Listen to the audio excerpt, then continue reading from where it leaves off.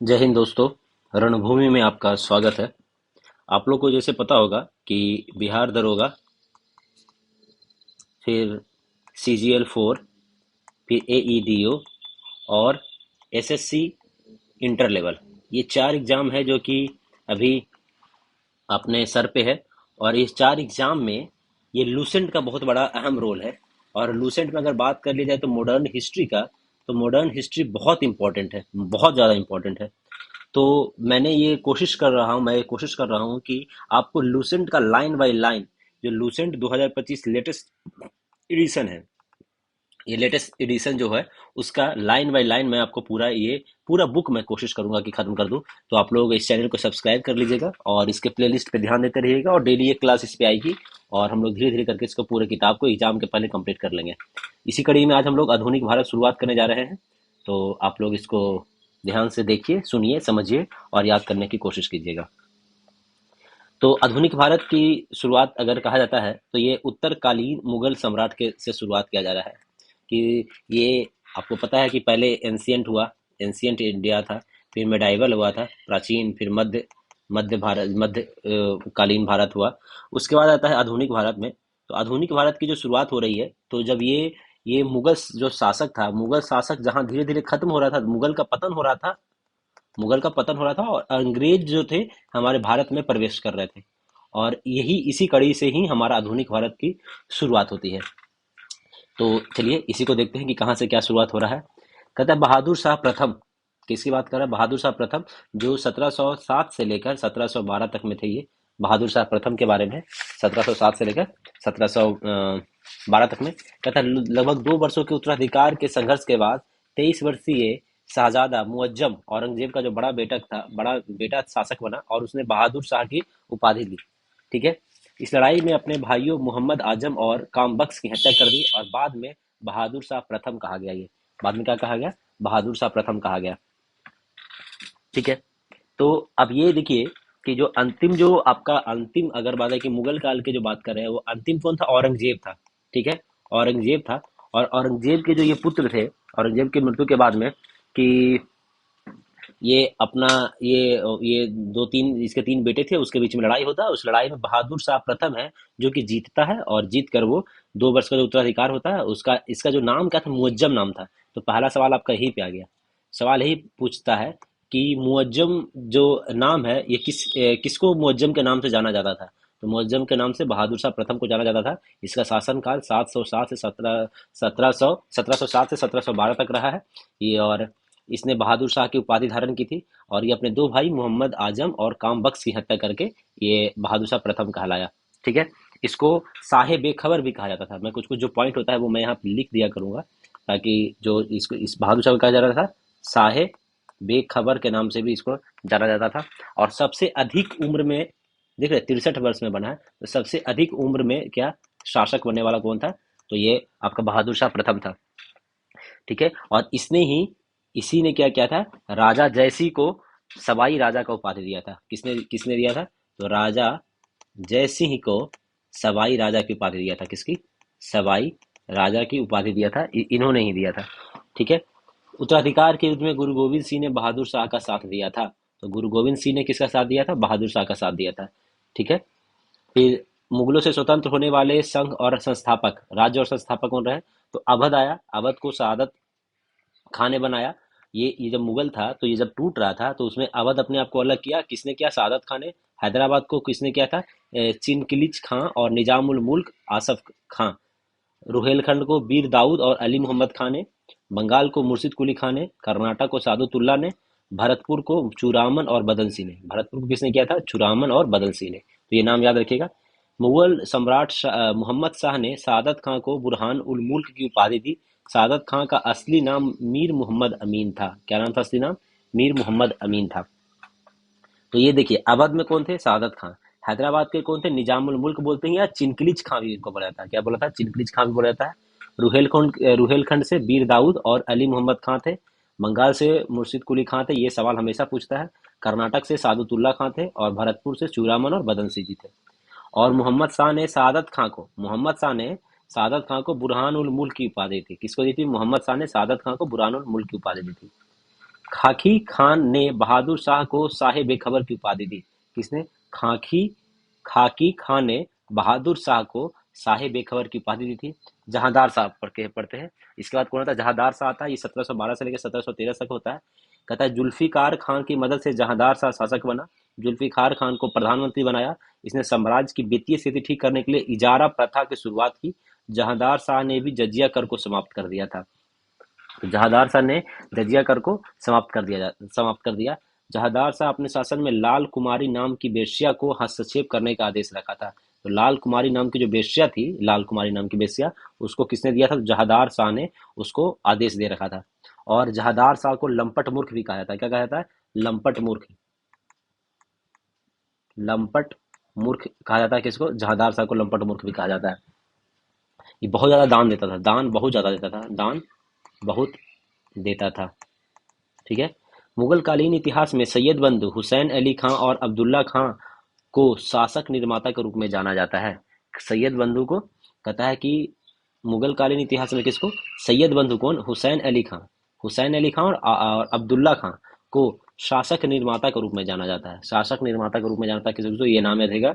हुसैन अली खां और अब्दुल्ला खां को शासक निर्माता के रूप में जाना जाता है। आगे पढ़ते हैं। जहांदार शाह को देखिए लंपट मूर्ख भी कहा जाता है। उसके बाद आता है फर्रुख सियर आता है। ये 1713 से लेकर 1719 में होता है। कहता है सैयद बंधुओं अब्दुल्ला खां और हुसैन अली खां की मदद से फर्रुख सियर शासक बना। इसीलिए इसको जो ये कहा ना कि शासक निर्माता क्यों कहा जाता है? क्योंकि इसने फर्रुख सियर को शासक बनने में मदद किया था। फर्रुख सियर को मुगल वंश का घृणित कायर भी कहा जाता है। क्या कहा जाता है इसको? घृणित कायर कहा जाता है, क्योंकि इसने जहांदार शाह की हत्या कर दिया था। ठीक है। 1715 में एक शिष्टमंडल जॉन सुरमन के नेतृत्व में भारत आया। यह शिष्टमंडल फर्रुख सियर के दरबार में 1717 में पहुंचा। ठीक है। शिष्टमंडल जॉन सुरमन के नेतृत्व में, किसके नेतृत्व में? जॉन सुरमन के नेतृत्व में 1715 में आता है। उस समय फर्रुख सियर जानलेवा घाव से पीड़ित था। इस शिष्टमंडल ने में हैमिल्टन नामक एक डॉक्टर था, हैमिल्टन। उन्हें फर्रुख सियर का इलाज कर दिया। खुश होकर अंग्रेजों को भारत में कहीं भी व्यापार करने की अनुमति तथा अंग्रेजी सिक्का को मान्यता प्रदान किया। फर्रुख सियर द्वारा जारी की गई इस घोषणा को ईस्ट इंडिया का मैग्ना कार्टा कहा जाता है। ईस्ट इंडिया का मैग्ना कार्टा कहा जाता है। तो ये बात समझ गए कि किसके नेतृत्व में आया था? तो जॉन सुरमन के नेतृत्व में आया था। किसके नेतृत्व में? जॉन सुरमन के नेतृत्व में एक आया था शिष्टमंडल, 1717 में आया था। और डॉक्टर हैमिल्टन जो थे उसका इलाज कर दिए थे। 1719 में सैयद बंधुओं ने पेशवा बालाजी विश्वनाथ की सहायता से फर्रुख सियर को गद्दी से उतार दिया और अंधा बनाकर मार डाला। तो जिसने इस पर गद्दी पर बैठाया था उसी ने 1719 में कहता है कि उसको बालाजी विश्वनाथ के मदद से उसको गद्दी से उतार दिया। कहता है कि रफ़ी उल दराजत, इसने मुगल शासकों में सबसे कम दिन शासन किया। रफ़ी उल दराजत, क्या नाम क्या उसका? रफ़ी उल दराजत है। इसने सबसे कम दिन शासन किया। सबसे कम दिन शासन किसने किया? रफ़ी उल दराजत। ठीक है। कहता है रफ़ी उल दौला, ये कितना है? फरवरी से जून तक ही किया। फिर जून से सितंबर तक किया। सैयद बंधु ने रफ़ी उल दौला को शाहजहां दू के नाम से राजगद्दी पर बैठाया और यह अफीम का आदी था। तो शाहजहां दू का रफ़ी उद दौला था, वो शाहजहां द्वितीय के नाम से गद्दी पे बैठा था, लेकिन खत्म हो गया। उसके बाद कौन आता है? मोहम्मद शाह आता है। ये 1719 से 1748 तक रहा है। ठीक है। इसी को रंगीला बादशाह भी कहा जाता है। इसने निजामुल की सहायता से सैयद बंधुओं को मौत के घाट उतार दिया। कैसे? मौत के घाट उतार दिया। और तुरानी सैनिक हैदर बेग ने 1720 में सैयद बंधु हुसैन अली खां की हत्या कर दी। तो हैदर बेग ने हुसैन अली खां की हत्या कर दी 1720 ईस्वी में। और 24 में निजामुल वजीर बना। निजामुल क्या बन गया? वजीर बन गया। इस शासन के दौरान 1737 में मराठा पेशवा बाजीराव प्रथम ने दिल्ली पर हमला किया था। 1737 में मराठा पेशवा बाजीराव प्रथम ने दिल्ली पर हमला किया। कब किया? 1737 में। इसी के समय ईरान के सम्राट नादिर शाह 1739 में दिल्ली पर आक्रमण करते हैं और करनाल के युद्धों में मुगलों को परास्त कर देते हैं। तो नादिर शाह का आक्रमण कब होता है? ये याद रखने की चीज है। नादिर शाह का आक्रमण होता है दिल्ली पर 1739 में, और करनाल का युद्ध होता है मतलब 1739 में होता है, और मुगलों को परास्त कर दिया जाता है। हैदराबाद की स्थापना तुरानियों ने एवं अवध की स्थापना ईरानियों ने की थी। ये याद रखने की चीज है। हैदराबाद की स्थापना किसने किया? तुरानियों ने। और अवध की स्थापना ईरानियों ने। हैदराबाद में तुरानी, हैदराबाद में तुरानी, और अवध में ईरानी, अवध में ईरानी। कहता है ईरान, कहता है फारस के सम्राट नादिर शाह ने ईरान या फारस के सम्राट नादिर शाह ने 1739 में दिल्ली पर आक्रमण किया, और उस समय शासक कौन था? मोहम्मद शाह था। और नादिर शाह को ईरान का नेपोलियन कहा जाता है। तो नादिर शाह को क्या कहा जाता है? ईरान को नेपोलियन कहा जाता है। नादिर शाह लगभग 70 करोड़ रुपए की धनराशि और शाहजहां के बनवाया हुआ तख्ते ताऊत और कोहिनूर हीरा लेकर फारस चला गया। कोहिनूर हीरा लेकर क्या कर गया? फारस चला गया।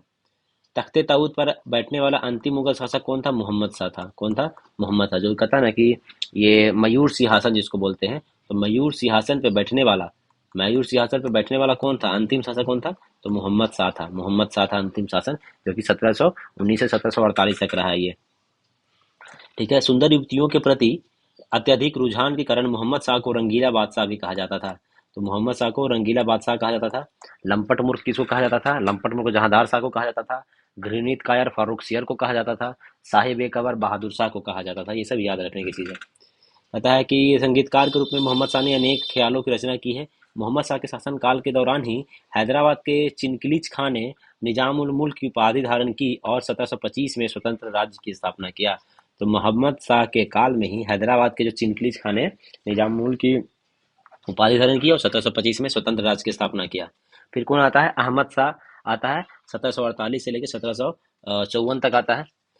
तो यह एक अयोग्य शासक था। इसने सभी काम उद्दम बाई को सौंप दिया, जिसे किबला ए आलम की उपाधि दी। ये ज़्यादा इंपॉर्टेंट नहीं है। फिर आता है कि आलमगीर द्वितीय आता है 1754 से 1759 तक। यह जहांदार शाह का पुत्र था। किसका था? जहांदार शाह का पुत्र था। इसी के समय पलासी का युद्ध हुआ है। तो आलमगीर द्वितीय के समय में ही हो, ये इंपॉर्टेंट है। तो पलासी का युद्ध 1757 में हुआ है। तो ये पलासी का युद्ध कब हुआ? 1757 में हुआ है। और ये किसके समय काल में हुआ? तो आलमगीर द्वितीय के काल में हुआ है, पलासी का युद्ध हुआ है। बाकी यहाँ पे ये याद करने की चीज़ है, ये याद कर लीजिएगा। ये पूछता है, ये इसका वो क्रम पूछता है कि पहले कौन आया। पहले बहादुर शाह, फिर जहांदार शाह, फारूक सियर, मोहम्मद शाह, अहमद शाह, आलमगीर द्वितीय, शाह आलम द्वितीय, अकबर द्वितीय, बहादुर शाह जफर। अब देखिए, इसका एक मैं ट्रिक रखा हूँ, जो मैं आपको ट्रिक बताता हूँ, शायद अगर आप लोग को समझ में आता है तो याद कीजिएगा। इसका है BJF माँ सब। ये है BJF माँ सब। बी से क्या होगा? तो बहादुर शाह होगा। क्या होगा? बहादुर शाह होगा। ठीक है। ए से क्या होगा? जहांदार शाह, जहांदार शाह हो जाएगा। एफ से क्या हो जाएगा? फिर एफ से फर्रुख सियर हो जाएगा। फिर एम से क्या होगा? एम से क्या हो जाएगा? मोहम्मद शाह हो जाएगा। ठीक है। ए से आलमगीर द्वितीय अहमद शाह हो जाएगा। और ए से आलमगीर द्वितीय हो जाएगा। ठीक है। एस से फिर क्या हो जाएगा? एस से क्या हो जाएगा आपका? शाह आलम द्वितीय हो जाएगा। ए से क्या हो जाएगा? ए से अकबर द्वितीय हो जाएगा। और फिर बहादुर शाह सेकंड या बहादुर शाह द्वितीय। ये BJF माँ सब, ऐसे याद रखिएगा। देखिए, पहला में क्या था, अब इसको मिला लीजिए। पहला बहादुर शाह, फिर जहांदार शाह, फिर फर्रुख सियर, फिर मोहम्मद शाह। ठीक है। फिर अहमद शाह, आलमगीर द्वितीय, फिर शाह आलम द्वितीय, हाँ है, फिर अकबर द्वितीय, और फिर बहादुर शाह जफर। ठीक है। ये इसको याद रखिएगा। शाहजहां तृतीय के बारे में बात करते हैं। शाहजहां तृतीय था, द्वितीय नहीं, बल्कि शाहजहां यहाँ पे तृतीय है गया। अच्छा, एगो शाहजहां, इसका भी तो नाम रखा गया था छोटे वाले का। इसको गद्दी पे बैठाया, देखो शाहजहां द्वितीय के नाम से बैठाया गया था। इसे शाहजहां ही तृतीय हो जाएगा। कहाँ लिखे? शाहजहां। ठीक है। शाहजहां तृतीय के बारे में पढ़ते हैं। शाहजहां या शाह आलम भी इसको कहा जाता है। तो होता है कि मुल्ही उल मिलत के नाम से भी जाना जाता है शाहजहां तृतीय। मराठों के हस्तक्षेप से इसे गद्दी से उतार फेंका गया। फिर शाह आलम द्वितीय यहाँ पे आता है। अच्छा, ये छोटा सा शासक था, इसे शाह आलम द्वितीय आता है 1759 से लेकर 1806 तक में। यह सबसे लंबा रहा है। देख रहे हैं आप, ये लगभग कितना रहा है? 40, 50, 47 साल के लिए रहा है। ये लगभग 47 साल के लिए रहा है शाह आलम द्वितीय। तो सबसे लंबा मुगल शासक कौन रहा है? तो शाह आलम ही रहा है। इसके शासन में दो निर्णायक युद्ध हुआ। पानीपत का तीसरा युद्ध हुआ 1761 में, और बक्सर का युद्ध हुआ 1764 में। शाह आलम द्वितीय के बीच युद्ध में हुआ था। ये कब रहा? 1759 से लेकर 1806 तक। 1759 से लेकर 1806 तक रहा है। इसमें पानीपत का तीसरा युद्ध हुआ है 1761 में, और बक्सर का 1764 में युद्ध हुआ है। पानीपत के तीसरे युद्ध में अहमद शाह अब्दाली ने मराठों को परास्त कर दिया था तीसरे युद्ध में। 1765 में इलाहाबाद की संधि के शर्तों के अनुसार शाह आलम द्वितीय को ईस्ट इंडिया कंपनी के संरक्षण में इलाहाबाद में रखा गया था। कहाँ रखा गया था? इलाहाबाद में रखा गया था। इसने कंपनी को बंगाल, बिहार, उड़ीसा की दीवानी सौंपने के लिए फरमान भी जारी किया। 1772 में शाह आलम द्वितीय को मराठा दिल्ली ले आए और जहां 1803 तक रहे, और 1803 में अंग्रेजों ने दिल्ली पर कब्जा कर लिया था। 1803 में अंग्रेजों ने दिल्ली पर कब्जा कर लिया था, और ये सबसे लंबा कार्यकाल रहने वाला इनका यही था। 1764 का जो बक्सर का युद्ध हुआ, इसमें कौन था? हेक्टर मुनरो था। कौन था जो नेतृत्व, सेना का नेतृत्व कौन कर रहा था? तो मुनरो था। मुनरो इसका सेना का नेतृत्व कर रहा था। और जब ये हारता है तो इलाहाबाद की संधि होती है। अहमद शाह अब्दाली का वास्तविक नाम क्या था? अहमद शाह अब्दाली का वास्तविक नाम अहमद खां था। इसने 8 बार भारत पर आक्रमण किया है।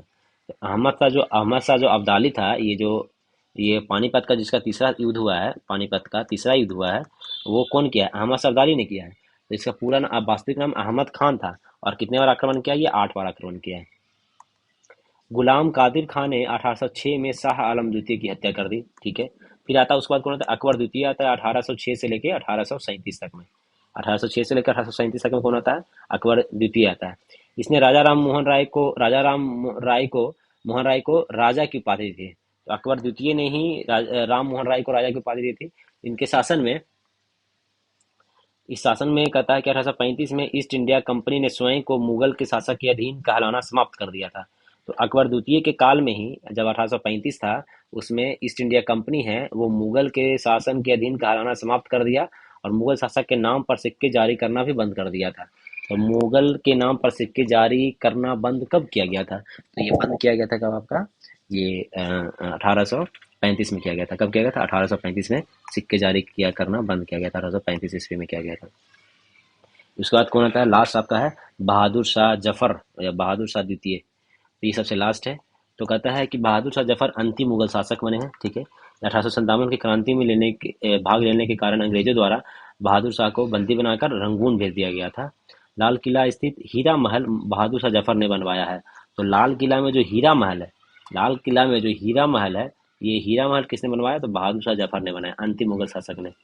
कहता है मशहूर शायर मिर्जा गालिब बहादुर शाह जफर के ही समय दिल्ली में रहते थे। तो जो मिर्जा गालिब जो हैं शायर हैं, वो बहादुर शाह के जफर के समय में ही दिल्ली में रहते थे।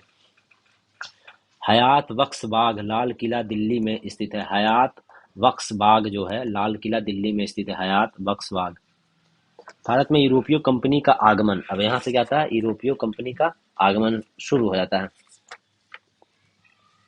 यूरोपीय कंपनी के आगमन के बारे में देखते हैं। तो कहता है कि यूरोपीय कंपनी और उनकी स्थापना। ठीक है। तो पहला कौन है?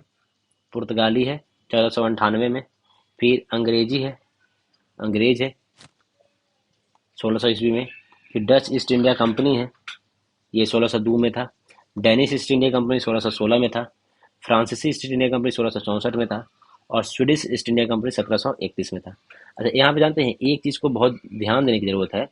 ये कंपनी की स्थापना है, ठीक है, लेकिन स्थापना हुआ लेकिन आने का क्रम अलग है। भारत में भारत में आने का क्रम थोड़ा अलग है। जैसे ठीक है, पहला तो पुर्तगाली आ गया भैया, ठीक है, ये मान लेते हैं। पहला पुर्तगाली आ गया था 1498 में, मान लेते हैं।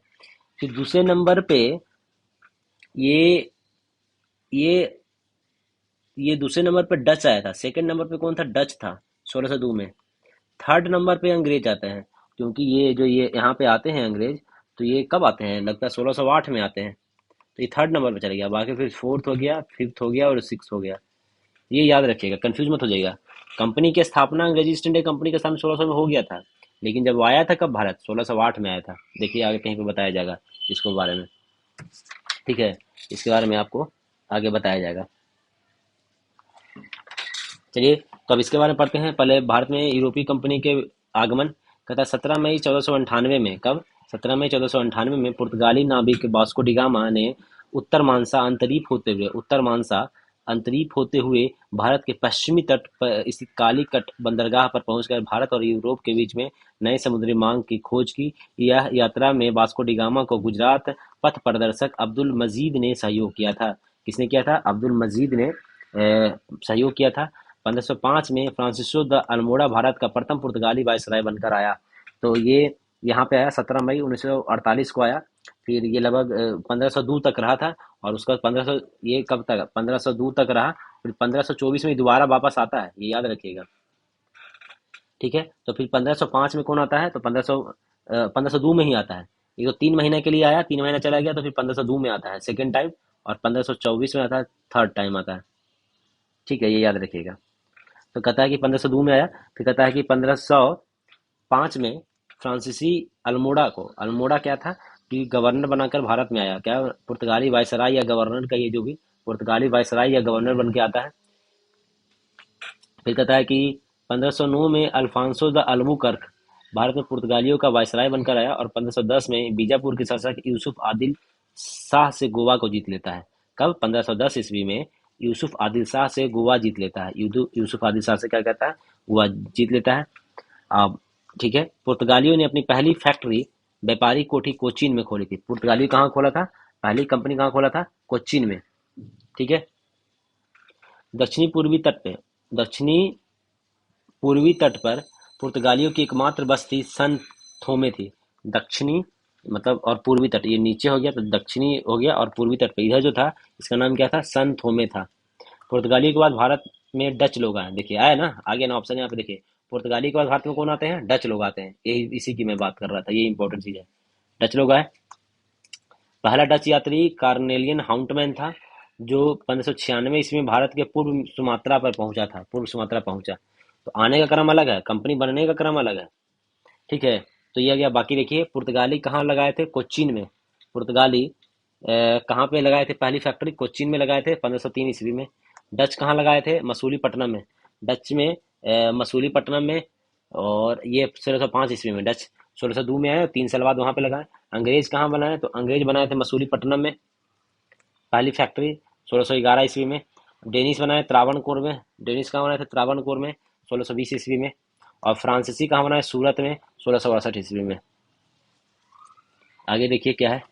डचों ने भारत में अपनी पहली प्रथम व्यापारिक कोठी 1605 में, तो होता है कि 1605 में मसूलीपट्टनम में, 1605 में मसूलीपट्टनम में स्थापित किया। डचों की दूसरी व्यापारिक कोठी पुलिकट में स्थापित हुई। तो पहला डच आया कब, डच आया 1602 में। ठीक है, और 1605 में मसूलीपट्टनम में बनाया। ठीक है, और दूसरी व्यापारिक कोठी कहाँ, पुलिकट में बनाया। इन्होंने अपने स्वर्ण सिक्के पैगोडा को ढाला, स्वर्ण सिक्के पैगोडा को ढाला। और पुलिकट को ही समस्त गतिविधियों का केंद्र बनाया। डचों ने भारत में प्रथम बार औद्योगिक वेतन भोगी रखे थे। डचों ने भारत में प्रथम बार औद्योगिक वेतन भोगी रखे। डचों ने भारत में प्रथम बार औद्योगिक वेतन भोगी रखे थे। डच ईस्ट इंडिया कंपनी 1632 में पटना में अपना कारखाना स्थापित किया था। ये याद रखिएगा, हमेशा बीपीएससी में सवाल पूछता है कि 1632 में पटना में अपना कारखाना स्थापित किया था। और अगर बात कर ले तो ये लगभग, ठीक है, तो याद रखिएगा, दूसरी व्यापारिक कोड पुलिकट में बनाया और पुलिकट से ही गतिविधियों का केंद्र रखा। और प्रथम बार औद्योगिक वेतन भोगी रखे थे। तो कहता है कोला चेल की लड़ाई। कहता है इस लड़ाई में त्रावणकोर का राजा मार्तंड वर्मा ने 10 अगस्त 1741 में, त्रावणकोर के राजा मार्तंड ने एडमिरल यूस्टाचियस ली लेनॉर्ड के नेतृत्व वाली डच ईस्ट इंडिया कंपनी की सेना को हराया था 1741 में। कहता है त्रावणकोर का जो राजा था, राजा मार्तंड नाम था, कहता था त्रावणकोर का राजा मार्तंड था, वो 1741 में कहता है कि डच ईस्ट इंडिया कंपनी की सेना को हरा दिया। डचों का भारत में अंतिम रूप से पतन 1759 में अंग्रेज और डचों के मध्य बेदरा का युद्ध में हुआ था। तो बेदरा का युद्ध जो लड़ा गया, और बेदरा के युद्ध में डच समाप्त हो गए थे 1759 में। ये याद रखने की चीज है। फिर कहता है 31 दिसंबर 1600 ईस्वी को इंग्लैंड की रानी एलिजाबेथ प्रथम ने ईस्ट इंडिया कंपनी को पूरब में व्यापार करने का अधिकार प्रदान किया। देखिए 31 दिसंबर 1600 ईस्वी को उसको अधिकार मिला था। इस अधिकार पत्र के अनुसार इंग्लैंड की कोई भी कंपनी इस क्षेत्र में व्यापार के लिए ईस्ट इंडिया कंपनी से प्रतिस्पर्धा नहीं कर सकती है। प्रारंभ में ईस्ट इंडिया कंपनी में 217 साझेदार थे और पहला गवर्नर टॉमस स्मिथ था।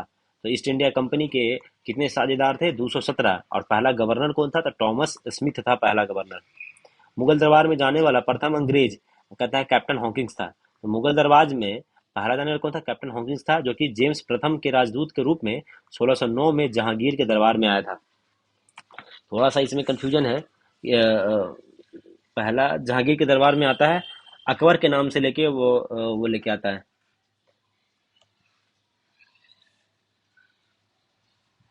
हम्म।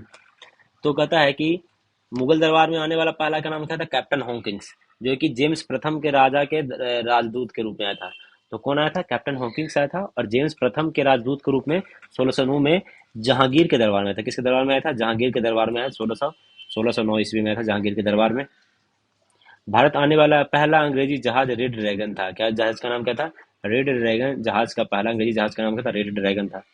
1611 में दक्षिण पूर्वी समुद्री तट पर सर्वप्रथम अंग्रेजों ने मसूलीपट्टनम में व्यापारिक कोठी की स्थापना की, 1611 में। तो यहाँ पे लिखा होगा अंग्रेजों की कब हुआ था, 1611 में मसूलीपट्टनम ने अंग्रेज ने। तो पहली व्यापारिक कोठी कहाँ पे बनाई, तो मसूलीपट्टनम में। कहाँ बनाया, कब बनाया, 1611 में मसूलीपट्टनम में व्यापारिक कोठी की स्थापना की। जहांगीर ने 1613 में एक फरमान जारी कर अंग्रेजों को सूरत में थॉमस एडवर्ड के अधीन व्यापारिक कोठी खोलने की इजाज़त दी। जब ये 1609 में आया जहांगीर के दरबार में, तो फिर कहता है कि 13 में 11 में कहाँ किया, मसूलीपट्टनम में व्यापारिक कोठी खोला। और फिर जहांगीर ने 1613 में उसको एक और फरमान दिया कि जाओ सूरत में भी थॉमस एडवर्ड के अधीन, क्या नाम था उसका, थॉमस एडवर्ड के अधीन व्यापारिक कोठी खोलने की इजाज़त दे दी। पूर्वी तट पर अंग्रेजों ने अपना प्रथम व्यापारिक कोठी मसूलीपट्टनम में 1611 में खोला, जबकि पश्चिमी तट पर सूरत में 1613 में व्यापारिक कोठी स्थापित किया। तो याद रखने का है, जब अगर पूर्वी तट की बात कर देता है तो 1611 में मसूलीपट्टनम, और वो अगर पश्चिमी तट की बात करता है तो 1613 सूरत में। पहली बार सूरत में 1608 में व्यापारिक कोठी खोलने का प्रयास किया गया था, मगर मुगल काल में सूरत को बाबुल मक्का यानी मक्का का प्रस्थान द्वार भी कहा जाता था। तो प्रयास कब किया गया था, पहला बार खोलने का प्रयास किया गया था सूरत में 1608 में, लेकिन परमिशन कब मिला, 5 साल बाद 1613 में मिला परमिशन। हम्म। 1615 1615 में सम्राट जेम्स प्रथम ने सर टॉमस रो को अपना अगला राजदूत बनाकर मुगल सम्राट जहांगीर के दरबार में फिर भेजा। तो सबसे पहले आया कौन था, पहले आया आपका कौन आया था प्रथम, कैप्टन हॉकिंग्स आया था। पहले कौन आया था, कैप्टन हॉकिंग्स जहांगीर में आया था, कब आया था, 1609 में। फिर 1615 में सर टॉमस रो आता है और वो जहांगीर के दरबार में आता है। वह फरवरी 1619 तक भारत में रहा, फरवरी 1919 तक रहा, 4 साल रहा, मतलब 1615 में आया, 19 तक रहा। उसने जहांगीर एवं खुर्रम शाहजहां के से अंग्रेजों के लिए कुछ व्यापारिक छूट प्राप्त करने में सफल हुआ। जहांगीर एवं खुर्रम से, किससे, जहांगीर एवं खुर्रम शाहजहां से अंग्रेजों के लिए व्यापारिक छूट प्राप्त करने में सफल रहा। क्या रहा था, टॉमस रो 1615 में आया, 1619 तक रहा। 1632 में गोलकुंडा के सुल्तान ने अंग्रेजों को एक सुनहरा फरमान, गोल्डन फरमान दिया, जिसके अनुसार अंग्रेज सुल्तान को 500 पैगोडा वार्षिक कर देकर गोलकुंडा राज्य में बंदरगाह का स्वतंत्रता पूर्वक व्यापार कर सकते थे। तो ये दिया कौन, तो गोलकुंडा के सुल्तान ने दे दिया। कब दिया, 1632 में। और 1632 में डच ने पटना में अपना व्यापारिक कोठी खोला था, पटना में कारखाना खोला था, कब, 1632 में। और उसी समय कहता है गोलकुंडा के सुल्तान ने अंग्रेजों को गोल्डन फरमान दे दिया, 500 पैगोडा देकर। 1639 में अंग्रेज फ्रांसिस डे ने चक्रगिरी के राजा मद्रास पट्टे पर राजा से चक्रगिरी के राजा से मद्रास पट्टे पर लिया और वहां पे किलाबंद कोठी का निर्माण करवाया। इस कोठी का नाम फोर्ट सेंट जॉर्ज पड़ा। यही फोर्ट सेंट जॉर्ज कालांतर में कोरोमंडल तट पर अंग्रेजी मुख्यालय बना। तो कब हुआ, तो कहता है कि 1639 ईस्वी की बात आ गई। तो 39 में अंग्रेज कौन था, फ्रांसिस डे था। वो चंद्रगिरी के राजा से मद्रास है वो पट्टे पर लिया, कहाँ पे, मद्रास। और वहां पे फोर्ट सेंट जॉर्ज नाम के किला बनवाया और कोरोमंडल तट पर यही अंग्रेजी मुख्यालय बना था। कब बना था, 1639 में। 1661 में पुर्तगाली राजकुमारी कैथरीन ऑफ ब्रिगेंजा एवं ब्रिटेन के राजकुमार चार्ल्स द्वितीय, पता है कि रानी कैथरीन थी और राजकुमार चार्ल्स द्वितीय का विवाह हुआ। इस अवसर पर दहेज के रूप में पुर्तगालियों ने चार्ल्स द्वितीय को बम्बई प्रदान किया। दहेज में क्या दे दिया, पुर्तगालियों ने चार्ल्स द्वितीय को बम्बई दे दिया। 1668 में चार्ल्स द्वितीय ने बम्बई को 10 पाउंड के 1668 में चार्ल्स द्वितीय ने बम्बई को 10 पाउंड के वार्षिक किराए पर ईस्ट इंडिया कंपनी को दे दिया। 1661 में विवाह हुआ, और 61 में विवाह हुआ। बीच में एक लाइन छोड़ दिया है ये लोग, याद रखिए। 1600 इक्यावन में हुआ, 1651 में क्या हुआ था कि बंगाल के हुबली में, कहाँ पे, बंगाल की हुबली में अपनी व्यापारिक कोठी खोले थे, हुबली में व्यापारिक कोठी खोला गया था, ये याद रखिएगा। फिर 1698 में क्या किया कि चार्ल्स द्वितीय ने उसको 10 पाउंड के आधार पर ईस्ट इंडिया कंपनी को दे दिया। बात आती है 1687 में, तो कहता है अंग्रेजों ने पश्चिमी तट का मुख्यालय सूरत से हटाकर बम्बई को बनाया। तो जब ये हुआ था 1687 में, 87 में, पश्चिमी तट का जो मुख्यालय था, सूरत जो था पश्चिमी तट पे, ये पश्चिमी तट पे सूरत जो था गुजरात के पास, उसको हटाकर कहा मुंबई बनाया। किसको बनाया? मुंबई को बनाया। कहता है गेराल्ड ऑगियर सूरत का प्रेसिडेंट एवं बम्बई का गवर्नर बम्बई शहर की स्थापना किया है। तो बम्बई शहर का स्थापना किसने किया है? तो बम्बई शहर का स्थापना करने वाला कौन है? तो कहता है गेराल्ड ऑगियर। बम्बई शहर की स्थापना कौन किया है? तो गेराल्ड ऑगियर। बम्बई में इतना बिजी सर है कि आप औंधे मुंह गिर जाइएगा। ऑगियर, औंधे मुंह गिर जाइएगा, ऑगियर, औंधे मुंह गिर, जब बम्बई में औंधे मुंह गिर जाइएगा, ऑगियर।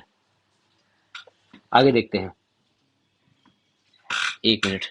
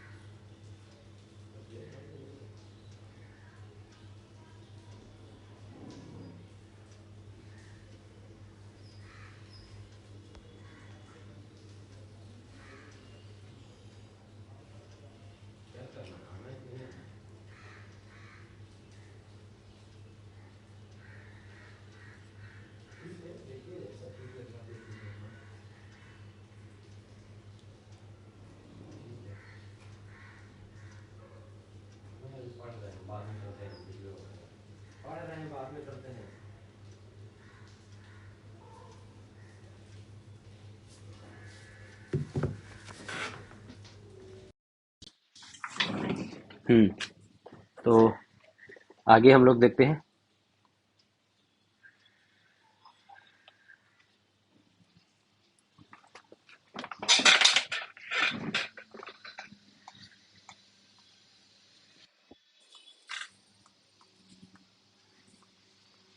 चलिए, तो कहता है कि बंगाल के शासक शाह सुजा ने सर्वप्रथम, बंगाल के शासक कौन था? शाह सुजा ने सर्वप्रथम 1651 में अंग्रेजों को व्यापारिक छूट की अनुमति दी, शाह सुजा ने। और इस अनुमति को निशान कहा जाता था। क्या कहा जाता था? निशान कहते थे।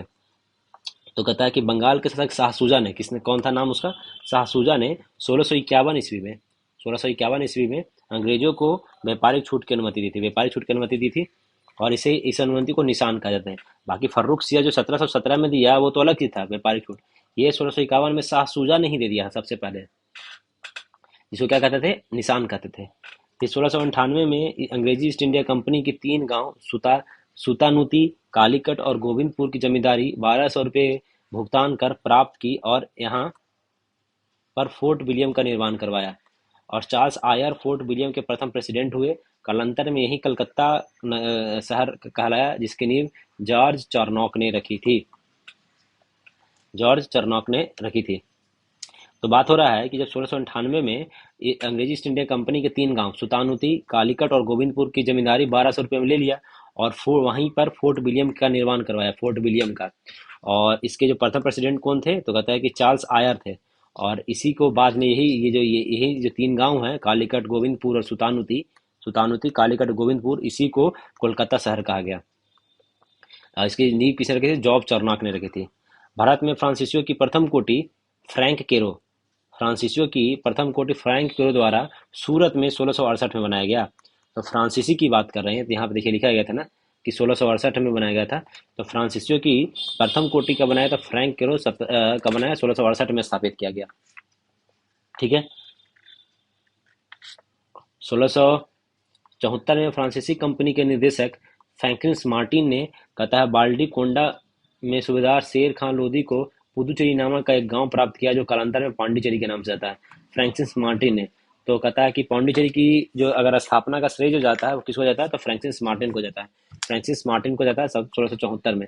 ठीक है, तो किसको जाता है, फ्रांसिस मार्टिन को जाता है। अच्छा, इसमें ये सब चीज़ों को बहुत शॉर्टकट में बताया है।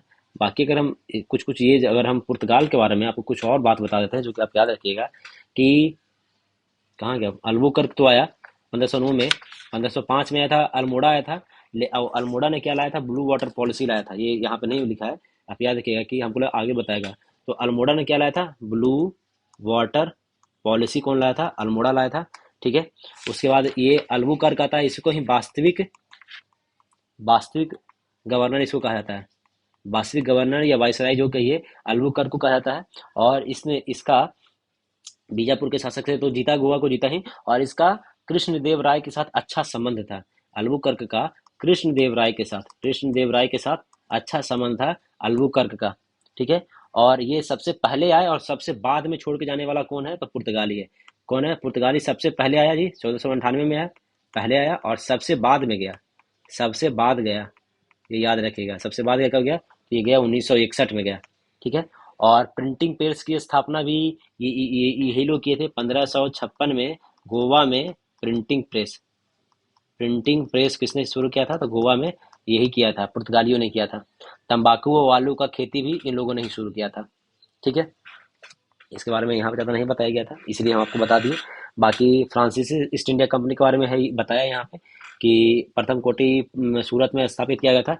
और इसके बारे में ये जान लीजिए कि ये इसके स्थापना 1664 में जो हुआ है, ये किसके, लुईस 14वें के समय में हुआ, लुईस 14वें के काल में हुआ था। ठीक है, और 1669 में ये 68 या 69 में सूरत में अपना वो खोले। उसके बाद दूसरा व्यापारी कोठी मछलीपट्टनम था, सेकेंड कहाँ था, मछलीपट्टनम था। मसूलीपट्टनम या मछलीपट्टनम का ये जो भी लिखा रहा है, मसूलीपट्टनम या मछलीपट्टनम लिखा रहता है। पांडिचेरी की स्थापना फ्रांसिस मार्टिन ने की थी, और 1742 में डुप्ले गवर्नर बन के आया था। कब आया था भारत का में फ्रांस का गवर्नर कौन आया था, तो डुप्ले बन के आया था, डुप्ले। और इसी के महत्वाकांक्षी होने के कारण कर्नाटक का युद्ध भी होता है। ठीक है, और इसकी जो कथा है कि अगर फ्रांसीसी की और बात बता दें कि 1760 में वनडी वॉस का युद्ध हुआ था। क्या हुआ था, वनडी वॉस का युद्ध में इसकी कहानी खत्म हो गया था, टाइम टाइप फिक्स हो गया था। और ये भारत छोड़ के कब गए हैं, तो 1956 में छोड़ के गए हैं। ये कब छोड़ के गए हैं, आज़ादी के बाद रहे, 1956 में भारत छोड़ कर गए हैं।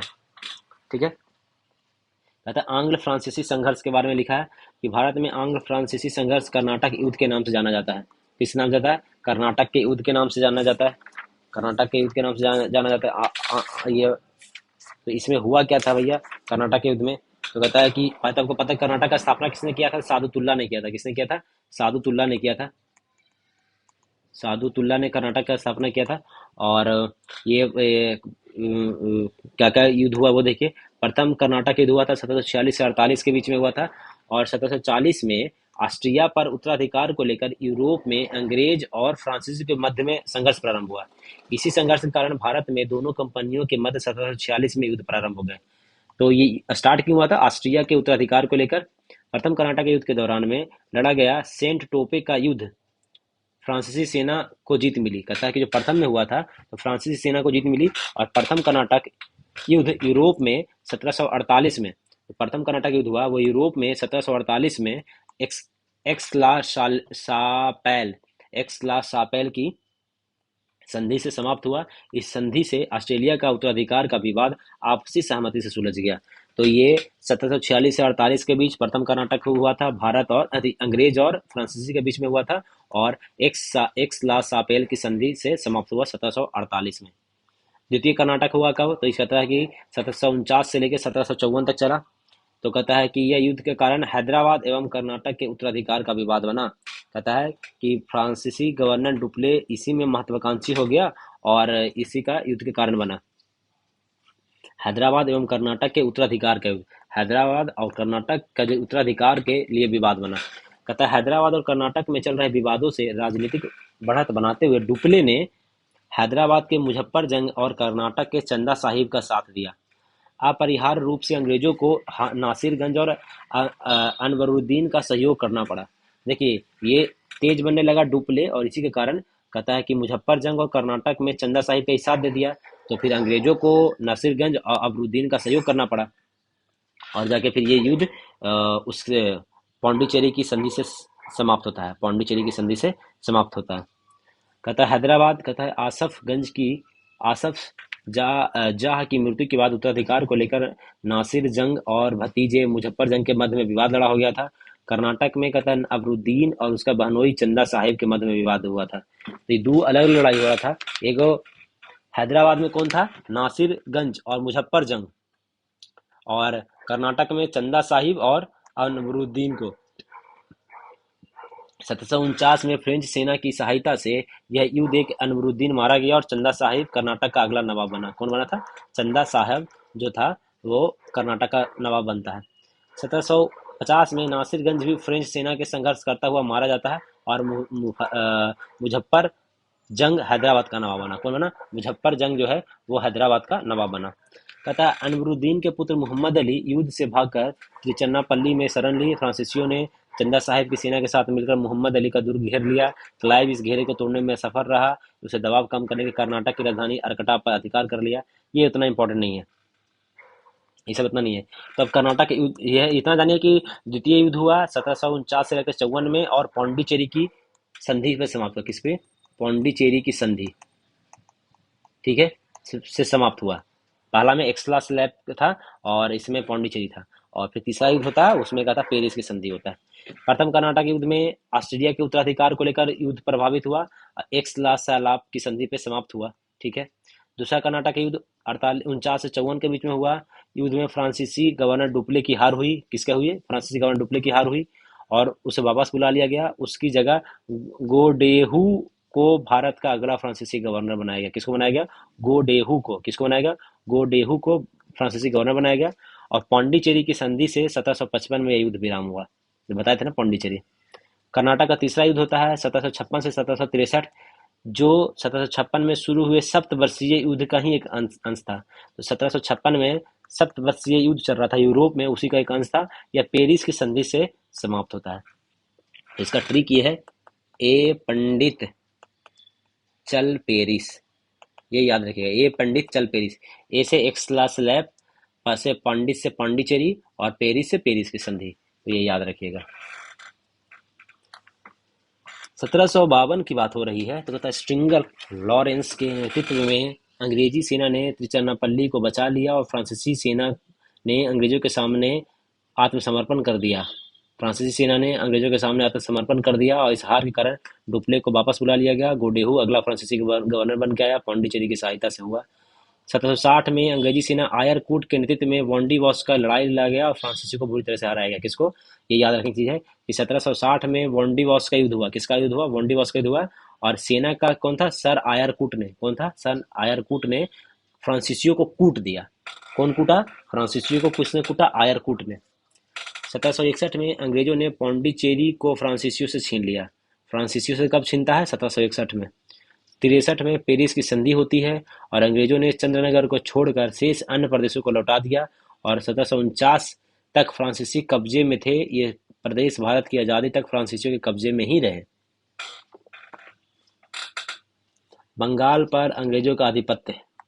अब बंगाल आ गया, कर्नाटक हम लोग देख लिए, अब बंगाल के बारे में पढ़ते हैं। कहता है मुगल साम्राज्य के अंतर्गत आने वाले प्रांतों में बंगाल सर्वाधिक संपन्न राज्य था। मुर्शिद कुली खां स्वतंत्र शासक था, परंतु वह नियमित रूप से मुगल बादशाह को राजस्व भेजता था। मुर्शिद कुली खां ने अपनी राजधानी ढाका से मुर्शिदाबाद लेके गया, भागीरथी नदी के तट पर। किसने किया, मुर्शिद कुली खां ने ढाका से मुर्शिदाबाद भागीरथी नदी के तट पर स्थानांतरित की। इसने इजारेदारी प्रथा प्रारंभ की और कृषकों को तकावी ऋण खेती के लिए अग्रिम कर्ज प्रदान किया। इसका उत्तराधिकारी इसका दामाद शुजाउद्दीन बना। तो मुर्शिद कुली खान के बारे में क्या क्या पढ़े जी। कहता है कि इसने क्या किया, ढाका से मुर्शिदाबाद लेके गया अपना राजधानी।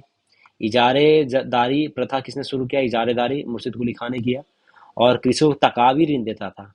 तकावी ऋण देने का किसने शुरुआत किया था, तो मुर्शिद कुली खान ने ही शुरू किया था। तो कहता है 1740 में गिरिया के युद्ध में, किसके युद्ध में, 1740 में गिरिया के युद्ध में सरफराज को मारकर बिहार के सर सूबेदार अलीवर्दी खां बंगाल का नवाब बनता है।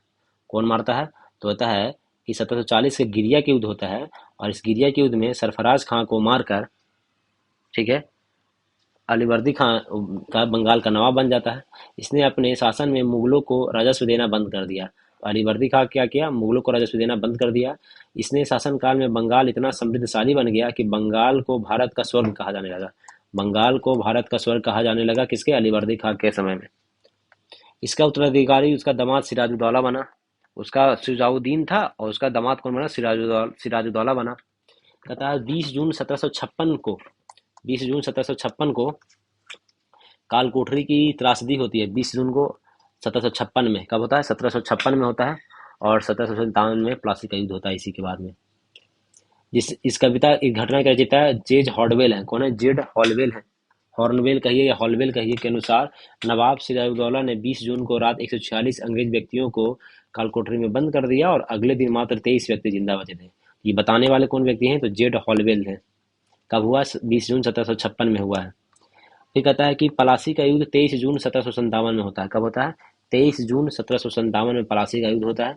और अंग्रेजों के सेनापति रॉबर्ट क्लाइव और बंगाल के नवाब सिराजुद्दौला के बीच में होता है। तो कौन होता है, क्लाइव और सिराजुद्दौला के बीच में होता है। जिसमें नवाब अपने सेनापति मीर जाफर की धोखाधड़ी करने के कारण पराजित हो जाता है। तो मीर जाफर धोखाधड़ी कर देता है और उसको मार देता है। अंग्रेजों ने मीर जाफर को बंगाल का नवाब बनाया। अंग्रेजों ने किसको बनाया, मीर जाफर को।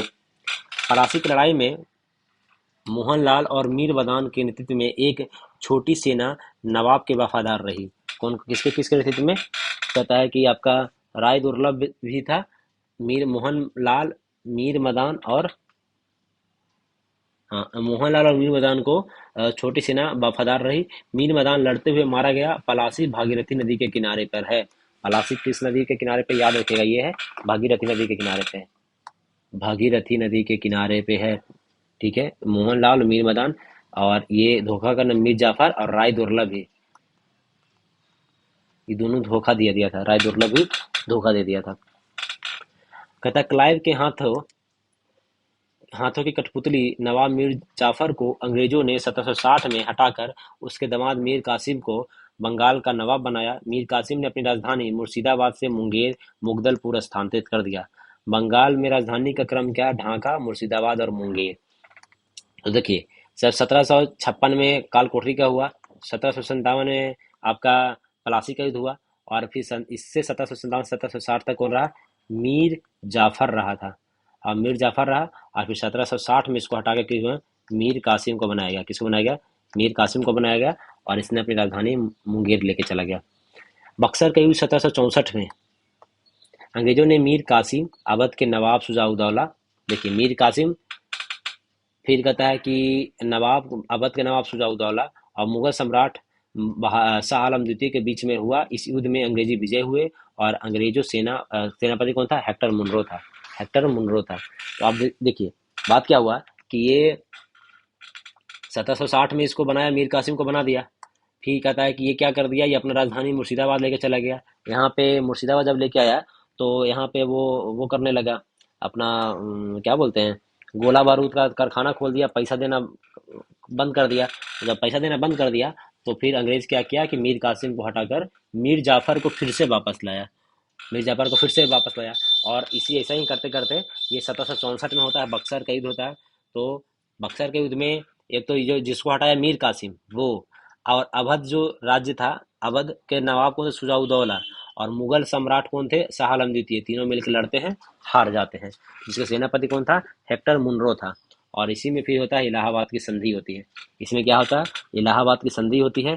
कब होता है, तो ये दो संधि होता है। एक होता है 12 अगस्त को होता है। देखिए ये याद रखने कीजिए कि संधि दो होता है। एक 12 अगस्त होता है, 1765 होता है, और फिर 16 अगस्त होता है। 12 अगस्त, 16 अगस्त 1765 होता है। ये शाह आलम किसके बीच में होता है, 12 अगस्त वाला शाह आलम के बीच में होता है। शाह आलम और प्लस क्लाइव, क्लाइव। और ये किसके बीच में होता है, ये सुजाउद्दौला के बीच में होता है। क्या, सुजाउद्दौला और क्लाइव, ये याद रखिएगा। ठीक है, अब बंगाल पढ़ लिए, अब हमको पढ़ना है मैसूर। कहता है कि 1761 में हैदर अली मैसूर का शासक बनता है। तो कहता है हैदर अली, कहता है कि स्थापना तो करता है 1755 में ही और शासक बनता है 1761 में। ठीक है,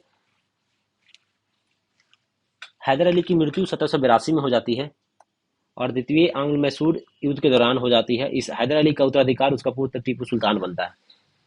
ठीक है, तो देखो इसमें पहले तो है कि हैदराबाद में चार गो होता है लड़ाई, कितना होता है, चार लड़ाई होता है।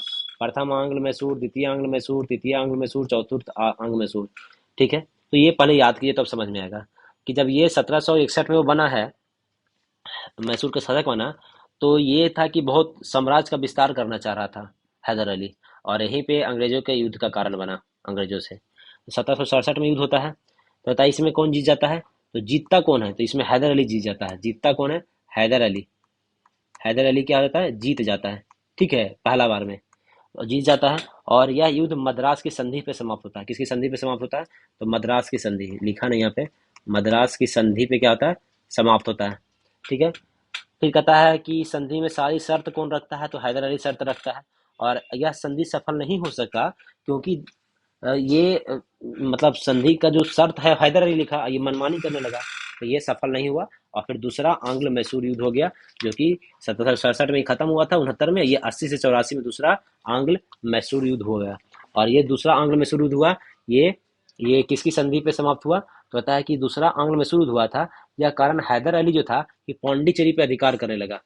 जो हैदर अली था, क्या किया, पौंडीचेरी पे अधिकार करना चाह रहा था। दूसरा में दूसरा युद्ध का कारण बना कि हैदर अली पौंडीचेरी पर अधिकार करना चाह रहा था, तो अंग्रेज इससे लड़ाई हो गया 80 से 84 के बीच में। और यह जब हुआ, तो इसी युद्ध में क्या हुआ कि हैदर अली मारा जाता है। क्या होता है, ये मर जाता है। हैदर अली क्या होता है, मर जाता है। और इसका बेटा जो टीपू सुल्तान है, वो लड़ाई कर लड़ता है। तो ये कौन सा उस समय गवर्नर, जो 80 से 84 के बीच में गवर्नर जनरल कौन था, तो वॉरेन हेस्टिंग थे। कौन थे गवर्नर जनरल, वॉरेन हेस्टिंग थे। तो यहाँ पे लिखा है ना, 82 में द्वितीय आंग्ल मैसूर के दौरान में मारा जाता है। हैदर अली का उसका पुत्र टीपू सुल्तान उत्तराधिकार बनता है। फिर होता है कि तृतीय आंग्ल कब होता है, तो 90 से 92 में होता है। और ये तृतीय आंग्ल मैसूर में यह टीपू सुल्तान जो हार जाता है, और श्रीरंगपट्टनम की संधि होती है। अच्छा, इसमें इसमें किसकी संधि होती है, मंगलोर की संधि होती है। किसकी होती है, मंगलोर की संधि होता है। मद्रास की संधि, मैंगलोर संधि। और तीसरा जो होता है जिसमें टीपू सुल्तान हार जाता है, वो ये तीसरा में हार जाता है, ये होता है श्रीरंगपट्टनम की संधि। श्रीरंगपट्टनम की संधि कहीं पे लिखा है कि नहीं, अच्छा नीचे लिखा है देखिए। ठीक है, चतुर्थ आंग्ल मैसूर युद्ध होता है, वो लॉर्ड वेलेस्ली के काल में होता है। तो पहला में कौन गवर्नर है, नहीं पता। दूसरा आंग्ल मैसूर में गवर्नर कौन है, 80 से 84 के बीच में वॉरेन हेस्टिंग। तीसरा में 90 से 92 के बीच में कौन है, कॉर्नवालिस। 90 के 92 के बीच में कॉर्नवालिस। और चौथा 99 में होता है लॉर्ड वेलेस्ली। और चौथा में ही ये टीपू सुल्तान मारा जाता है। टीपू सुल्तान मारा जाता है चौथा में ही। तो इसमें कौन थे, लॉर्ड वेलेस्ली। बाकी संधि यह हो गया। इस यह युद्ध में मराठा, हैदराबाद का निजाम और अंग्रेजों की संयुक्त सेना मैसूर के खिलाफ लड़ रही थी।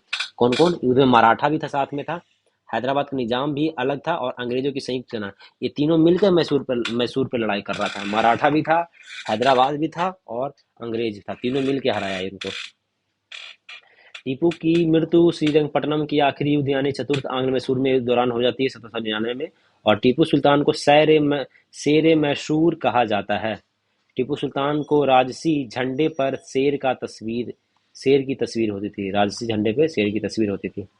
1760 में वांडीवास का युद्ध हुआ, जिसमें अंग्रेजों ने सर आयरकूट के नेतृत्व में लाली के नेतृत्व वाली फ्रांसीसी सेना को पराजित कर दिया। किसके नेतृत्व में था, इधर से कौन थे, इधर से थे आपके सर आयरकूट अंग्रेज की तरफ से, और फ्रांस के सेना से कौन थे, लाली। बाकी आपको ये बता दिए, मद्रास, मंगलोर और श्रीरंगपट्टनम की संधि। अब सिख के बारे में पढ़ लेते हैं। कहता सिख संप्रदाय की स्थापना का श्रेय गुरु नानक देव को जाता है। गुरु नानक देव के अनुयायी ही सिख कहलाए।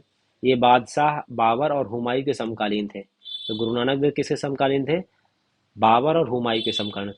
बाबर और हुमायूं, BH है भजसा। बाबर, हुमायूं, अकबर, जहांगीर, शाहजहां, औरंगजेब, भजसा। गुरु नानक देव का जन्म 1469 में इनके जन्म हुआ था। इनके जन्म दिवस पर गुरु पर्व त्योहार मनाया जाता है। 1496 में कार्तिक पूर्णिमा के को गुरु नानक की आध्यात्मिक पूर्ण जीवन का आभास हुआ। कार्तिक पूर्णिमा को 1496 में गुरु नानक ने गुरु का लंगर नामक निःशुल्क सहभागी भोजनालय स्थापित किए। गुरु नानक ने अनेक स्थानों पर संगत, धर्मशाला और पंगत लंगर, संगत पंगत का स्थापित किया। संगत और पंगत स्टार्ट करने वाले कौन है, तो गुरु नानक देव जी हैं। तो शुरुआत से ही खाना खिलाने का काम शुरुआत किए। तो रहने का और खाने का इंतजाम कौन किए थे? गुरु नानक देव जी किए थे। संगत और पंगत ने गुरु नानक के अनुयायियों के लिए एक संध्या का कार्य किया, संस्था का कार्य किया, जहाँ पे वो प्रतिदिन मिलते थे। गुरु नानक 1539 में करतारपुर में उनकी मृत्यु हो जाती है, 1539 में। गुरु अंगद सिख के दूसरे गुरु हुए। इनका प्रारंभिक नाम लहना था। क्या था? लहना था। एक मिनट, हाँ, तो क्या इनका नाम था? लहना नाम। तो पहला गुरु गोविंद है, दूसरे नंबर पे कौन थे? गुरु अंगद। दूसरे नंबर पे कौन होंगे? गुरु अंगद हो गए। और ये दूसरे गुरु थे, इनका नाम क्या था? प्रारंभिक नाम लहना था, अंगद के बारे में। और ये इन्होंने नानक द्वारा शुरू के लंगर व्यवस्था को अस्थाई बना दिया। तो ये लंगर व्यवस्था को अस्थाई किसने बनाया? अस्थाई बना दिया, गुरु अंगद जी ने कर दिया। ठीक है। और इन्हें गुरुमुखी लिपि का भी आरंभ गुरु अंगद ने किया, गुरुमुखी लिपि का। तो ये दूसरे नंबर में दो काम किए, एक लंगर को अस्थाई बना दिए और गुरुमुखी लिपि को आरंभ किए। गुरु सिखों के गुरु तीसरे कौन है? अमरदास हो गए। तीसरे गुरु कौन हो गए? अमरदास हो गए। गुरु अमरदास ने हिंदुओं से पृथक होने वाले कई कार्य किए। हिंदू से पृथक होने वाले, हिंदुओं से अलग विवाह पद्धति लवन को प्रचलित किया। तो विवाह पद्धति जो लवन को प्रचलित किसने किया? गुरु अमरदास ने किया। गुरु अमरदास ने विवाह पद्धति लवन को प्रचलित किया। ठीक है। और ये अकबर के समकालीन थे। अकबर ने गुरु अमरदास को गोविंद लाल जाकर भेंट की और गुरुपुत्री बीबी भानी को कई गांव दान में दिए। अमरदास ने 22 गद्दियों की स्थापना की और प्रत्येक पर एक महंत की नियुक्ति की। 22 गद्दी की स्थापना किसने की? अमरदास ने। और प्रत्येक पर एक महंत की नियुक्ति की। बीबी के पति रामदास चौथे गुरु बनते हैं। बीबी के पति रामदास सिखों के चौथे गुरु बनते हैं, रामदास। ठीक है। तो कहता है कि अमरदास ने पर्दा प्रथा और सती प्रथा का तो ये विरोध भी किए थे गुरु अमरदास ने। और पारिवारिक जीवन में रहते हुए गुरुओं को कर्तव्य का पालन किया। तो ये पारिवारिक जीवन, अमरदास जी थे वो पारिवारिक जीवन में थे। ठीक है। बीबी के पति रामदास सिख के चौथे गुरु हुए। अकबर ने बीबी भानी को 500 बीघा भूमि दी और गुरु रामदास ने इस भूमि पर अमृतसर नामक एक जलाशय खुदवाया और अमृतसर नगर की स्थापना की। तो रामदास को मिला था ये सब। तो अमृतसर नामक शहर का स्थापना किया रामदास जी ने। गुरु रामदास ने अपने तीसरे पुत्र अर्जुन को गुरु का पद सौंपा और इस प्रकार गुरु पद पैतृक बना दिया गया। तो गुरु पद पैतृक बन गया कौन? तो ये आपका यहीं से हो गया, रामदास जो चौथे गुरु थे। और इन्होंने अपने बेटे अर्जुन को गुरु का पद सौंप दिया, अर्जुन को। गुरु अर्जुन सिखों के पांचवें गुरु बने। इन्होंने सिखों के धार्मिक ग्रंथ आदि ग्रंथ की रचना की। आदि ग्रंथ की रचना की। इनमें गुरु नानक की प्रेरणा पद, प्रार्थनाएं और गीत संकलित है। तो अर्जुन देव ने ही, और पढ़िए कि गुरु ग्रंथ साहिब यानी आदि ग्रंथ में सिख गुरुओं के साथ साथ कबीर, नामदेव और रैदास की रचनाओं को भी सम्मिलित किया गया है। तो जो गुरु ग्रंथ की जो आदि ग्रंथ है, इसमें कबीर भी है, नामदेव भी है और रैदास भी है। गुरु अर्जुन ने अमृतसर जलाशय के मध्य में हरमंदर साहब का निर्माण करवाया। हरमंदर साहब का निर्माण किसने किया? तो अर्जुन जी ने। अर्जुन ने हरमंदर साहब का निर्माण करवाया। ठीक है। राजकुमार खुसरो की सहायता करने के कारण जहांगीर ने 1606 में गुरु अर्जुन को मरवा दिया।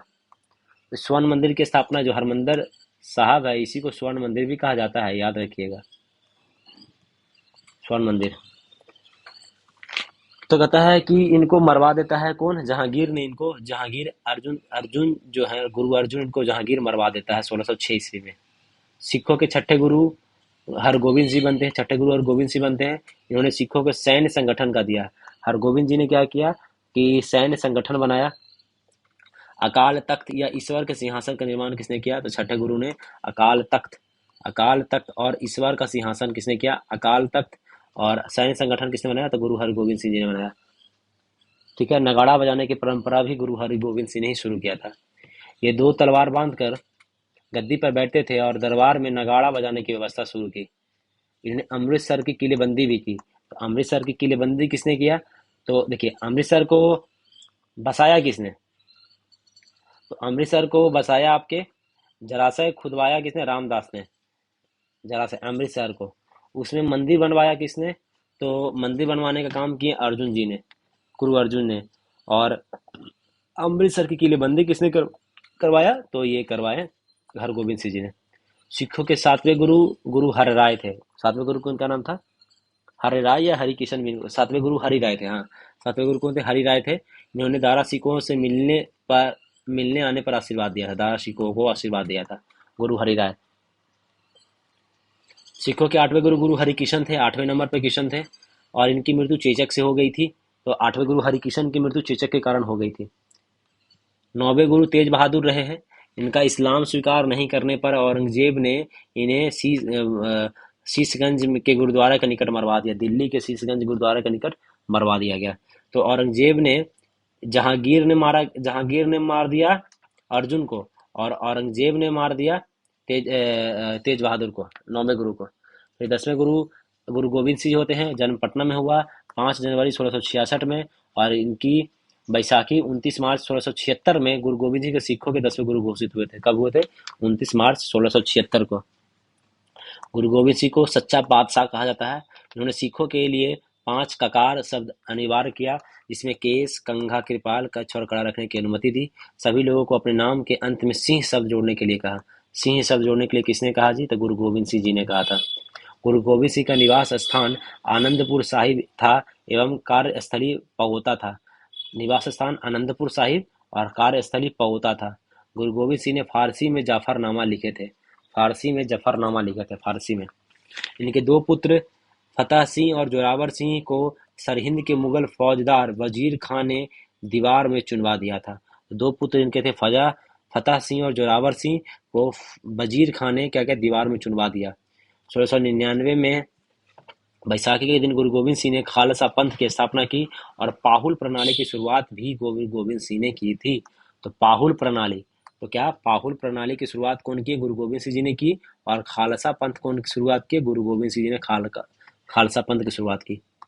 गुरु गोविंद सिंह जी ने सिखों के धार्मिक ग्रंथ आदि ग्रंथ को वर्तमान रूप दिया और कहा कि अब गुरुवाणी सिख संप्रदाय के गुरु कार्य करेगी। गुरुवाणी सिख संप्रदाय के गुरु कार्य करेगी। आदि ग्रंथ की वर्तमान रचना गुरु गोविंद सिंह ने किया है। इनकी नादेड़ नामक स्थान पर गुल खान नामक पठान ने हत्या कर दी थी। गोविंद सिंह की हत्या किसने की? नादेड़ नाम पर गुल खान नामक ने। बंदा बहादुर, पता है कि बंदा बहादुर का जन्म 1670 में पूंछ जिले के रजौली गांव में हुआ था। इसका बचपन का नाम क्या था? लक्ष्मण दास था। इनके पिता रामदेव भारद्वाज राजपूत थे। क्या थे? राजपूत थे। बंदा का उद्देश्य पंजाब में एक सिख राज्य को स्थापित करने का था। इसके लिए उन्होंने लौगढ़ को राजधानी बनाया था। तो बंदा बहादुर था, उसने लौगढ़ को राजधानी बनाया। इन्होंने गुरु नानक और गुरु गोविंद सिंह के नाम के सिक्के भी चलवाए। गुरु नानक, गुरु गोविंद सिंह के नाम से सिक्के किसने चलवाए? बंदा बहादुर ने। बंदा ने सरहिंद पे मुगल फौजदार वजीर खां की हत्या कर दी। तो वजीर खां की हत्या किसने की? बंदा ने कर दी। बाद में फर्रुख सियर के आदेश पर बंदा सिंह को गुरु राजपूत नांगल नामक स्थान पर पकड़कर मौत के घाट उतार दिया गया। कौन? क्या? फर्रुख सियर ने किया, 1716 में। सहदारा कत्लगढ़ी नाम से विख्यात है, जहाँ पे बंदा ने हजारों मुगल सैनिकों को मौत के घाट उतार दिया था। कहाँ पे? सहदारा कत्लगढ़ी। कत्लगढ़ी कहाँ है? सहदारा कत्लगढ़ी, जहाँ पे बंदा ने हजारों मुगल सैनिकों को मौत के घाट उतार दिया था। आगे देखिए, थोड़ा सा और है, ये खत्म करेंगे तो हम लोग 45 चैप्टर में कल से पढ़ लेंगे। थोड़ा सा देख लेते हैं, इसको खत्म कर लेंगे आज। बंदा की मृत्यु के बाद सिख कई छोटे छोटे टुकड़ों में बट गए। 1748 में नवाब करपूर सिंह की पहल पर सभी सिख टुकड़ियों में दल खालसा में विलय हुआ। दल खालसा को जस्सा सिंह आहलूवालिया के नेतृत्व में रखा गया। किसके नेतृत्व में रखा गया?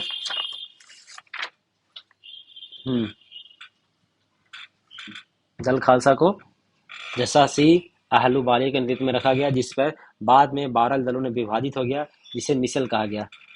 12 दलों में विभाजित होगा, उसको मिसल कहा गया। और मिसल अरबी शब्द है जिसका समान अर्थ समान होता है। रणजीत सिंह के बारे में पढ़िए। रणजीत सिंह का जन्म 2 नवंबर 1780 में सुकरचकिया मिसल के मुखिया महा सिंह के यहाँ हुआ था। इनके दादा चरत सिंह 12 मिसलों में सुकरचकिया मिसल के प्रमुख स्थान दिला दिया। ठीक है।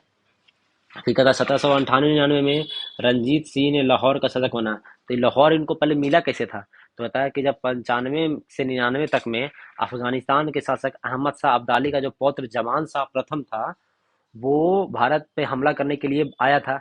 और हमला के समय में उसका कुछ तोप है वो चीनाब नदी में गिर गया। तो राजा रंजीत सिंह उसको निकाल कर दे दिए। तो रंजीत सिंह से खुश हो गया, जमान शाह इससे खुश हो गया और खुश होकर लाहौर को उपहार में दे दिया। तब वो ये लाहौर को अपना राजधानी बना लिए थे। तो 1798 में लाहौर के शासक बने और उसकी राजधानी बनाए। कहता है 1809 में चार्ल्स मेटकॉफ और महाराजा रंजीत सिंह के बीच में अमृतसर की संधि हुई थी। तो कब हुआ? तो कहता है कि 1809 में रंजीत सिंह और मेटकॉफ के बीच में अमृतसर की संधि हुई थी, और सतलज नदी को, कौन नदी को? सतलज नदी को बॉर्डर बनाया गया था। किसे बॉर्डर बनाया गया था? सतलज नदी को बॉर्डर बनाया गया था। राजा रंजीत सिंह 4 सूबों में बांटा था: पेशावर, कश्मीर, मुल्तान और लाहौर। रंजीत सिंह का विदेश मंत्री फर्रुख अजाजुद्दीन एवं वित्त मंत्री दीनानाथ था। तो रंजीत सिंह का कौन था विदेश मंत्री? फर्रुख अजाजुद्दीन, और वित्त मंत्री दीनानाथ था। फिर 1839 में इनकी मृत्यु हो जाती है, और प्रथम आंग्ल सिख युद्ध 1845 से 46 के बीच में होता है। 1845 से 46 के बीच में होता है, और एवं द्वितीय आंग्ल सिख मैदर 1849 में होता है। तो प्रथम जो युद्ध होता है इसमें भोरेवाल की संधि पे समाप्त होता है। कौन सा? तो प्रथम में कौन था? भोरेवाल की संधि, संधि पे समाप्त होता है। और दूसरा जो 48 से 49 में होता है, ये लॉर्ड डलहौजी की हड़प नीति था। किसका था? दूसरा है जो डलहौजी की हड़प नीति के कारण हुआ था। और कहता है कि चार्ल्स नेपियर ने क्या किया कि इस पे चार्ल्स नेपियर ने पंजाब पर अधिकार कर लिया, और डलहौजी जो कोहिनूर हुआ था वो पंजाब राज्य से लेकर इंग्लैंड के रानी को भेज दिया था। अंग्रेज और सिखों के मध्य हुई संधि। तो पहला है लाहौर की संधि, कब हुआ? 1846 ईस्वी में हुआ था। ठीक है। और दूसरा भौरेवाल की संधि 1846 ईस्वी में हुआ। इस संधि के तहत राजा दिलीप सिंह के संरक्षण हेतु अंग्रेजी सेना का प्रवास पंजाब में मान लिया गया। फिर 20 अगस्त 1847 में महारानी जिंदा को राजा दलीप सिंह से अलग करके 48,000 की पेंशन देकर शेखपुरा भेज दिया। शेखपुरा जम्मू कश्मीर में है।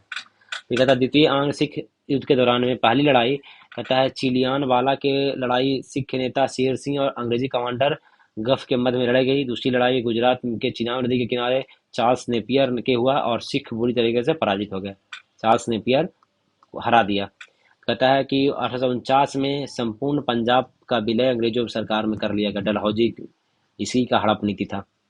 फिर रंजीत सिंह को महाराजा दलीप सिंह को 5,000 पाउंड की वार्षिक पेंशन देकर शिक्षा प्राप्त करने के लिए इंग्लैंड भेज दिया गया, और सिख राज्य का प्रसिद्ध हीरा कोहिनूर जो था उसको महारानी विक्टोरिया को भेज दिया। सिख के द्वारा किए गए प्रमुख आंदोलन तथा 1873 का सिंह सभा आंदोलन किया गया। 1873 में सिंह सभा आंदोलन 1873 में अमृतसर में शुरू किया गया था। मुख्य उद्देश्य सिख धर्म की व्याप्त अंधविश्वास, जातीय भेदभाव, गैर सिख आचरण को दूर करना था। और 1879 में लाहौर में भी सिंह सभा का स्थापना हुआ था। तो आप ये याद रखिए कि सिंह सभा हुआ कहाँ हुआ है? अमृतसर में हुआ। कब हुआ? 1873 में हुआ। क्यों हुआ था? तो खोई हुई प्रतिष्ठा को पुनः प्राप्त करने के लिए था। सिंह सभा 1873 में हुआ। कूका आंदोलन के बारे में जान लीजिए। कहता है भगत जवाहर मल, जिसे सियान साहब के नाम से भी जाना जाता है, 1840 में पंजाब के पश्चिमी भाग में कूका आंदोलन की शुरुआत की। यह आंदोलन मुख्यतः सिख धर्म को शुद्ध करने और व्याप्त बुराइयों को दूर करने के लिए था। यह राजनीतिक विद्रोह बाद में ले लिया और अंग्रेजों को बाहर निकालना था। भगत जवाहर मल ने अपने शिष्य बालक सिंह के साथ मिलकर आंदोलन को संगठित किया, और इसका मुख्यालय हजारा पाकिस्तान में जो है। कूका विद्रोह कब हुआ? 1840 में। नेता कौन थे? भगत जवाहर मल थे, जिनको सियान साहब के नाम से जाना जाता है। भगत जवाहर मल को सियान साहब के नाम से जाना जाता है, और इनके शिष्य बालक सिंह थे।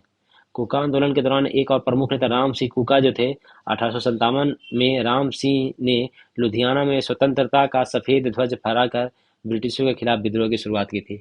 कौन सी? राम सिंह कूका ने 1857 में। 1872 में कूका कार्यकर्ताओं ने मलेरकोटला में और मालौद में हमला किया, और इनको आजीवन कारावास की सजा सुनाई दे दी।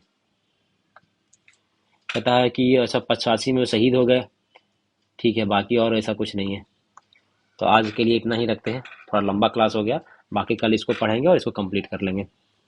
बाकी आप ये चैनल के प्लेलिस्ट में जाइए, इसमें आपका पूरा लूसेंट का एक प्लेलिस्ट बना हुआ मिलेगा।